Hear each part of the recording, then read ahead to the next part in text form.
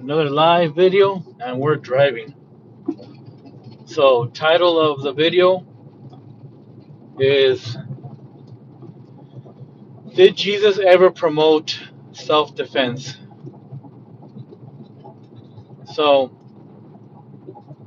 I probably covered this topic before, but each time I cover it, I feel like I learn a little more on the topic. I know it's late. We're looking at 10:19 here, you know, on the California side. So, basically, as I mature more in the Christian faith, you tend to understand more Bible verses. You tend to understand, more of Scripture and what you're reading. So, one scripture, one story that gets tossed around a lot when it comes to self-defense in the Bible is the story where Jesus tells his apostles to gather some swords. So they end up gathering two swords. Now, just alone by listening to this verse, this scripture, you interpret it like Jesus was promoting self-defense, that he knew he was going to go into a situation where he would need some type of protection. But we have to understand that that's not in the character of Jesus. So if you continue reading, now again, I don't have the exact Bible verse and everything. It's just because this came up in conversation today while I was having a conversation about martial arts and being in the Christian faith. So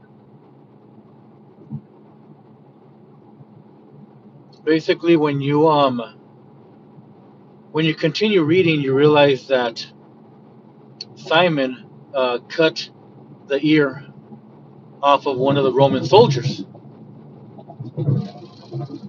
and Jesus said that was enough, and he put the ear back on the Roman soldier and healed him.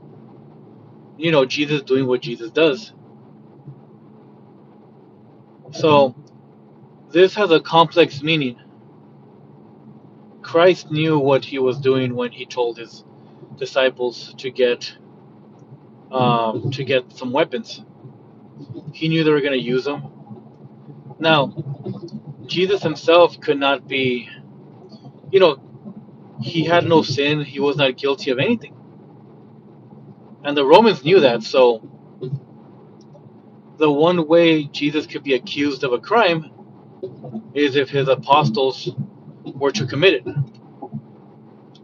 So the cutting of the ear made Jesus responsible for that act because he's in charge of his disciples, in charge of the apostles.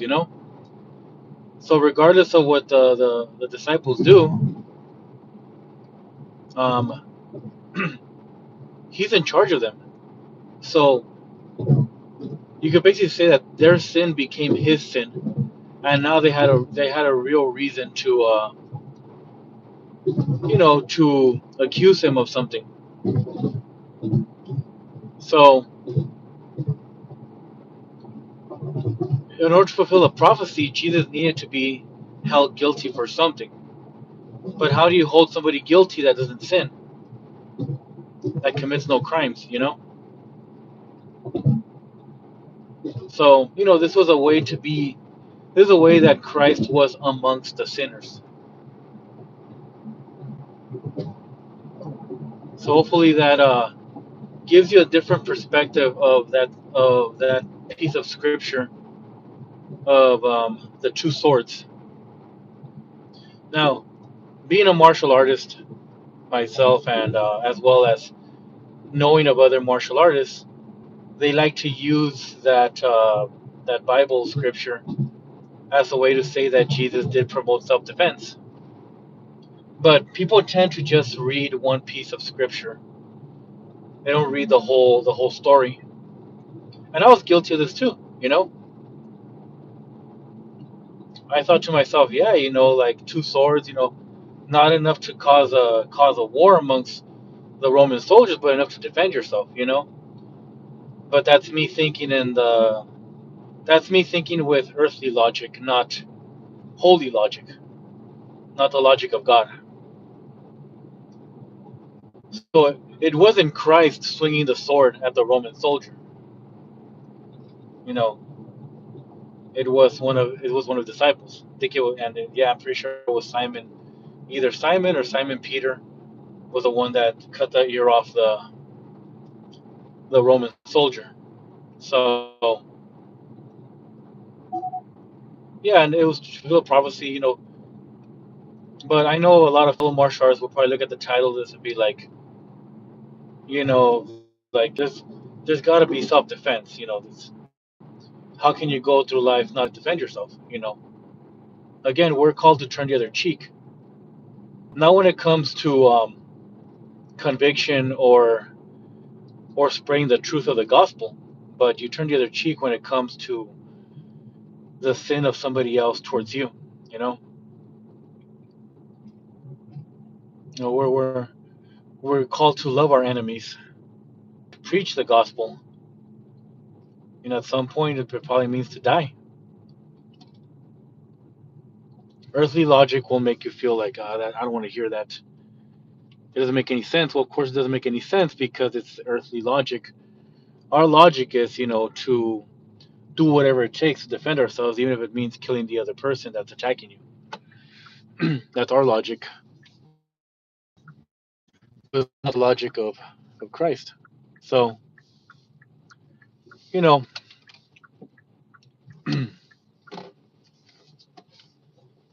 it's something to think about. I would like to hear your guys' thoughts and views. I don't seem to see any people like jump into the chat. Um, so what else can I talk about? No, turn the other cheek doesn't mean to be a pushover either, because Christ was aggressive, but he was aggressive with a powerful weapon, his words. Christ was aggressive towards demonic possession of when he was here on earth, and Christ was aggressive towards Satan, who tempted him in the desert. Was no pushover. He stood by his convictions. He stood by what he had to do here on earth. But turning is because you know it feels up to us lucha violence right away. Now let's talk about something more. I guess a different flavor of things. We'll bring up the Book of Enoch. So we think of the Book of Enoch, and we're like, you know what? Back then, during those times, when we had the Watchers, the fallen angels, they came down. They took earthly women for themselves, and at the same time, in exchange for things from man to the Watchers, they gave man knowledge they weren't supposed to have. So one of the beliefs in the Book of Enoch is that the fallen angels are the ones that taught man how to mold metal into weapons, into shields, as well as they taught women how to use makeup in order to hypnotize men. So that's the story right there. But yeah, in the Book of Enoch, we learn war through the fallen angels. We learn of shields, we learn of swords, we learn of battle. You know. Now, don't get me wrong. I love the martial arts. That's always going to be part of me. And I'll still train it. I'll still teach self defense. Um, here on Earth, yeah, we have a lot of dangers, and we would like to. Now, best case scenario with self defense is that you defend yourself and you don't hurt the other person, and you get to a point where like they stop, you know, with little damage as possible. Now the world's not like that, and it ends up in bloodshed. Now for martial arts philosophy, because the martial arts does have a philosophy is that you train to become so good that your skill level is so high, your opponents can't even reach it. So you choose the amount of damage given or not given in a fight. So yeah, those are some thoughts. Feel free to comment, leave your agreements or disagreements.